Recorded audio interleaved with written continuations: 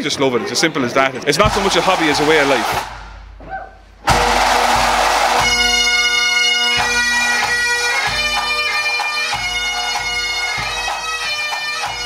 On November 11, 1911, St Colmcille's Pipe Band was founded as a non-political and pioneer organisation in Tullamore.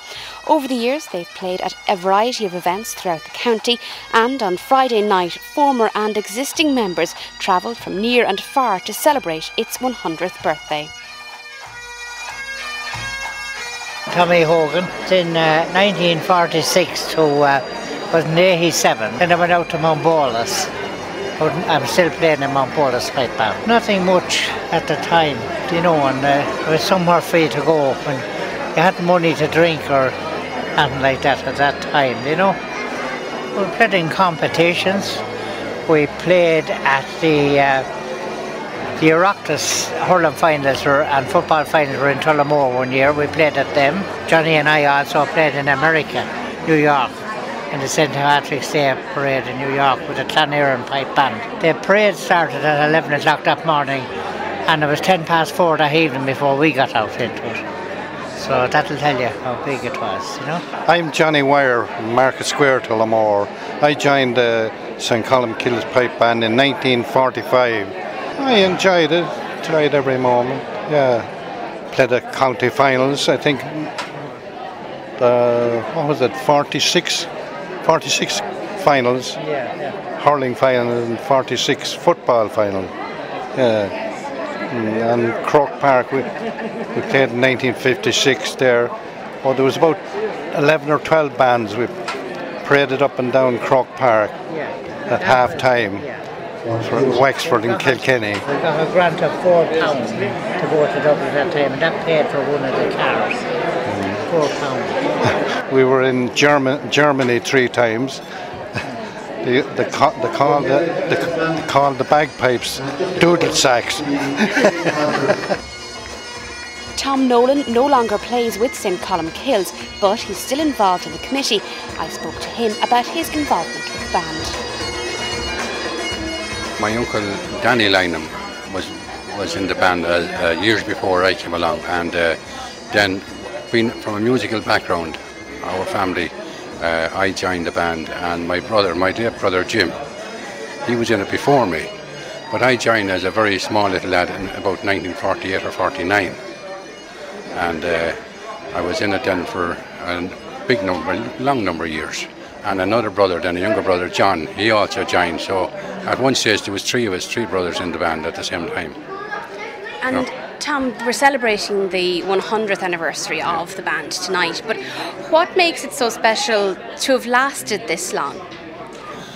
What made it so special? Well, music is a great thing to have, and you know, you go so many places, you meet so many people, and it's great to be musical. And at times you might say, well, why did I ever get involved in music, you know? And but music is great, and I love the music. All my family loves music, my children love music, and Pat now he's in the band. He's what would he be, 3rd generation in the Pipers band, you know. Is there a sense of pride in being a member of the band, given its historical connections to the town? Oh yes, I'm very proud of that band, always was, and now that it's been revived again, there's young lads in it now and girls in it now that are very, very talented altogether, you know, compared to my time. You know, you just learned from what was there already, but you just got to a certain standard, and it is very hard to break forward to higher things. But in the later years, some of the later years I was in it, we won a good few competitions, or we were placed in competitions, and we were got in different people to tutor both the drummers and the pipers. And we at one stage there we had a man teaching the drummers. He was from Scotland, and he introduced music, which we thought was on another planet. We didn't even know about such music for drummers.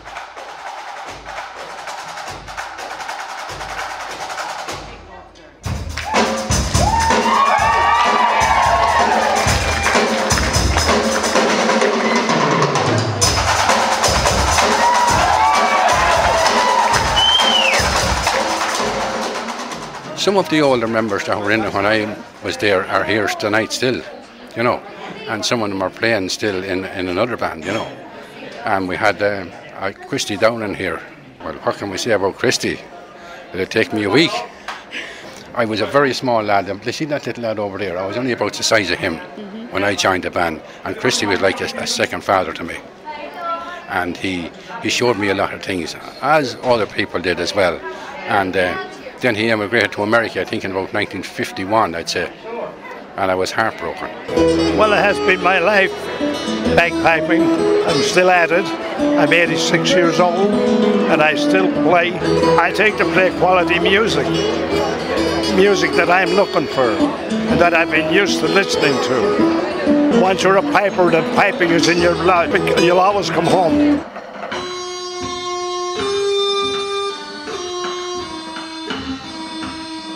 A core part of the group's future is its youth squad.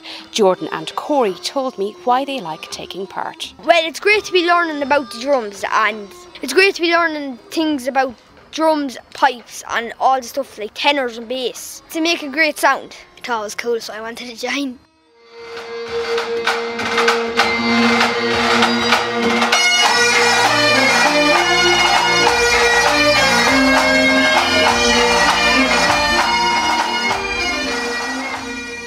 Willie Kerms, I'm the drum sergeant in the band. The band is essentially working class. It would have been a place in the past where people went as an outlet. You know, everyone in the band is from working class areas, and it's very much, for whatever reason, I cannot put my finger on it, but it is, all pipe bands across the country seem to be from working class areas. And it's like the support we get from, that's why it's so close to people's hearts in the town, because everybody within working classes from housing estates, they know everybody else. Tonight we saw a little bit more of what we would get to see at O'Connor Park or any other GA pitch. And I think people were probably a little bit surprised at some of the selections and the tricks on show as well, as far as the drum team were concerned. Absolutely. We've worked very, very hard over the past couple of months. But the public's perception of a pipe band would be playing at the football match. But we compete at the highest levels across the world. We start off in May with the Scottish Championships in Dumbarton in Scotland, and we have practically every weekend until the middle of August, which culminates in the World Pipe Band Championships. So we are practicing to compete against our peers, other bands. So you're not just trying to perform for a public, you're trying to perform for other players. So that's what rises the standards in a band, and we just love it. It's as simple as that. It's not so much a hobby as a way of life. You know, this room is filled tonight with piping people, and you've got a glimpse tonight of what can be done. You know, it's a fantastic organisation to be involved in. How special is a night like this for you? Oh, it's tremendously special. It means an awful lot. We've worked very, very hard over the past couple of months. We worried would we fill the hall? We worried would we have enough tickets? Would we, the reception we've got. But we're never surprised by the public in Tullamore. Never surprised. Anything we do, they come out in their droves to support us. So it's an absolute pleasure to put a show like this on for them, and it was for the people of the town. It is the town's band, really is. Now you've won all around you, as you've mentioned. We had a very successful year, very good year this year. Celebrated your 100th birthday. So absolutely. What's next? Yeah, we'll do it all again next year. We only finished second in the World Championships this year, so hopefully we can go one better and maybe win it next year. Look, it's all about bringing on some more kids, keeping the talent going. We all have a love of the instruments, which is most important. So we just keep on striving on. There's always more to do. It's as simple as that.